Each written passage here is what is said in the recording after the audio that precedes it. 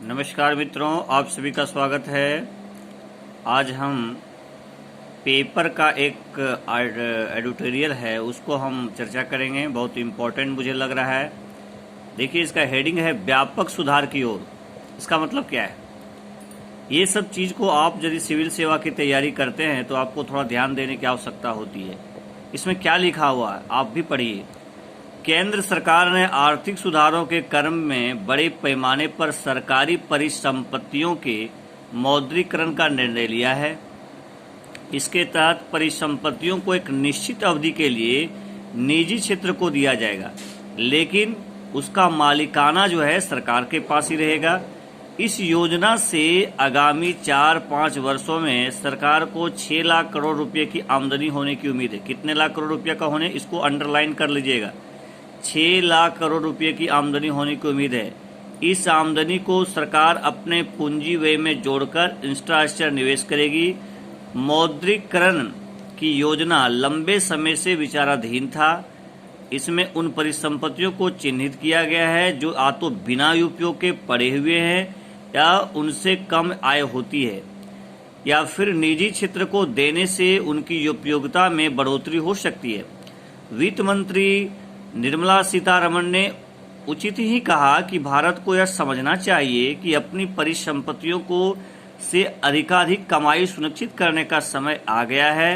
कुछ समय पूर्व प्रधानमंत्री नरेंद्र मोदी ने राष्ट्रीय अर्थव्यवस्था को $5 ट्रिलियन का लक्ष्य निर्धारित किया था। हालांकि इसे साकार करने की राह में कोरोना महामारी एक बड़ी बाधा बनकर आई है, लेकिन मौजूदा स्थिति से हम जल्दी ही उबरकर फिर से तेज गति से बढ़ोतरी करने वाली अर्थव्यवस्था बन जाएंगे। अर्थव्यवस्था के विकास के लिए निरंतर सुधारों की दरकार है।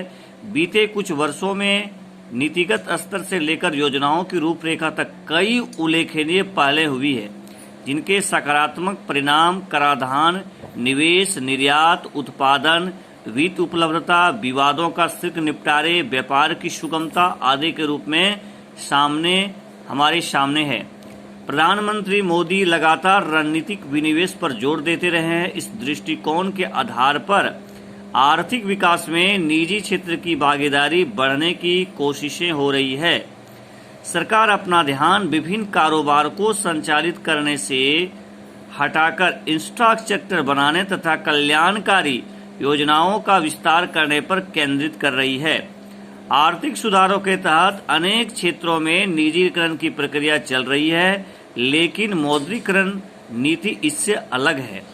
इसके तहत परिसंपत्तियां निजी कंपनियों को बेचने की जगह लीज पर दी जा रही है।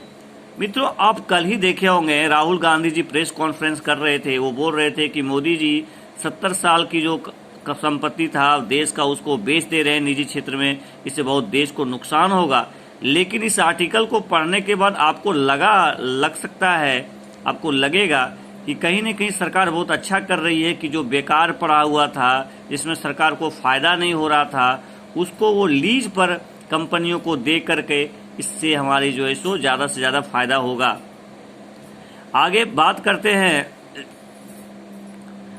आगे चीज है कि राजस्व में संकुचन और आवश्यक व्यय के कारण सरकार बड़े पैमाने पर निवेश नहीं कर सकती है। विकास के लिए निजी पूंजी निवेश जरूरी है। चालू वित्त वर्ष में बजट में परिसंपत्तियों के लीज से मार्च 2022 तक 1.7 लाख करोड़ रुपया हासिल होने का आकलन। मित्रों, ये बहुत अच्छा प्रयास है कि हमें आमदनी होगा। ठीक है, महामारी के कारण कर संग्रह में हुई कमी की भरपाई इससे होगी। जिन क्षेत्रों को इस योजना में शामिल किया गया है, उनमें कार्यरत लोगों का भविष्य को लेकर चिंतित होना स्वाभाविक है। उनको हो सकता है कि भाई उनकी नौकरी चली जाएगी, उनको दिक्कत होगा, तो भविष्य का चिंता होना स्वाभाविक है। इस पर ध्यान देने के साथ सरकार को सुनिश्चित करना चाहिए कि आम जनता पर किसी तरह का बोझ न पड़े। तो मित्रों, आज का इस पेपर का जो एडिटोरियल है उसमें जो कुछ पॉइंट लिखे गए हैं, इससे आप स्पष्ट समझ गए हों कि सरकार जो है अपनी आमदनी बढ़ाना चाह रही है ताकि वो जन कल्याण पर खर्च कर सके।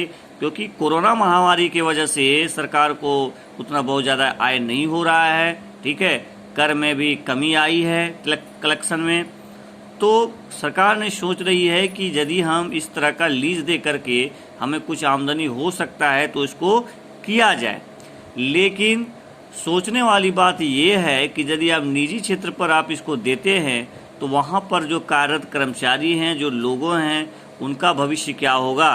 तो सरकार को ज़रा इस पर ध्यान देना चाहिए कि ऐसा कुछ करने के पहले हमें उन लोगों का भी ध्यान रखना पड़ेगा जो इससे जुड़े हुए हैं।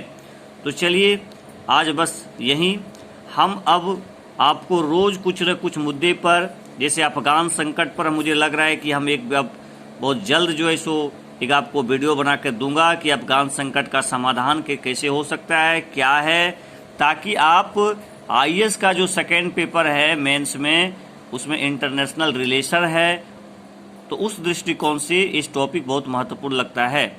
आज के लिए बस इतना। आपका दिन शुभ हो। धन्यवाद।